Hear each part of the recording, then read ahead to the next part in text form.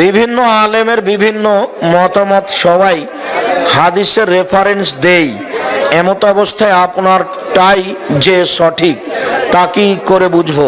আপনাকে বুঝতে হবে না, সবাই যে দলিল দেয় এটার কি প্রমাণ সেটা বলো তুমি।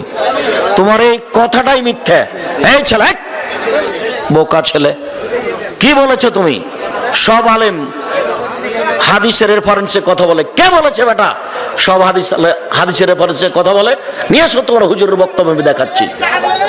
এই দেশের মাটিতে যত জন সবারই নিয়ে আসো। কে বলেছে?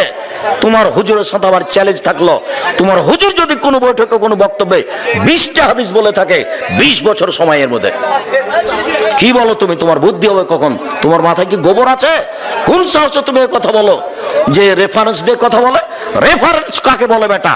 ইসব জলেখার কাহিনীকে রেফারেন্স বলছো তুমি? হিসাব পাও না কথা বলার?